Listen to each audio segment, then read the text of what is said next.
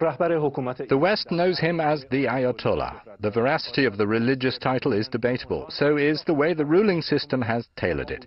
Who is this Ayatollah? In just a moment we'll discuss his exalted position with Dr. Kazim Alamdari, a sociology professor at California State University.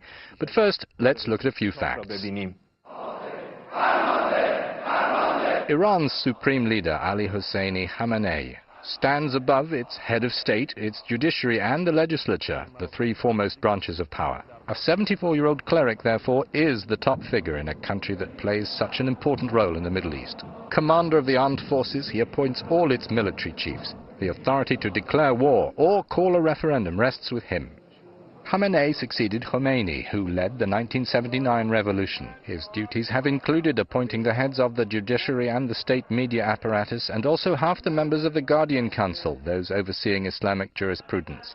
This council checks new laws passed by the parliament and vets presidential and parliamentary candidates. Khamenei doesn't have to be charismatic, and he isn't seen that way by the many protesters who have destroyed the top political figure's portrait in the streets of the capital, shouting "Down with the dictator," at the risk of being clubbed over the head by security forces wielding batons, women included. Iran's leader branded the widespread protests over the result of the previous 2009 presidential elections as sedition. Two of the candidates of those polls, Mir Hossein Mousavi and Mehdi Karoubi, are still under house arrest. The unwritten punishment for criticizing the leader of the Islamic Republic can include anything from temporary detention to being killed. Physical removal is a term in vogue now. In 1997, a German court held Khamenei and then-President Rafsanjani responsible for the assassination in 1992 of 3 opposition members in Berlin. Khamenei describes himself as a revolutionary. He has said he is not a diplomat, but many signs point to his office as the place where all matters of supreme importance are decided, such as policy on relations with the United States and Iran's nuclear activities. Is there any similarity in any other country to Mr. Khamenei's political and religious position as enshrined in the Iranian constitution?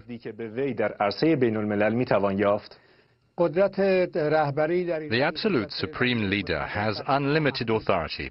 In the world today, there are more than a few dictators and lawbreakers, but I do not see any case like Iran's in which the constitution bestows dictatorship rights on a leader. This dictatorship is the result of the merger of the two power institutions of religion and government, and of the leadership position being accorded for the man's lifetime. These two factors, along with Mr. Khamenei's monopolizing spirit, have created a phenomenon which is unique in the world. How do you see the process by which the Iranian leader attained power? In what ways does his position balance power with legitimacy?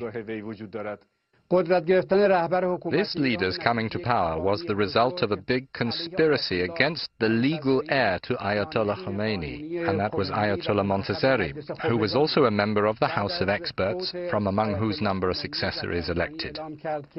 After the death of Khomeini, Rafsanjani claimed that Khomeini had named Khamenei to become leader. This is in spite of the fact that no such thing was mentioned in Khomeini's 30-page will. After Khomeini's death, Khamenei and Rafsanjani marginalized Ayatollah Khomeini's son, Ahmad, and they shared power between them. 2 years later, Ahmad died in suspicious circumstances.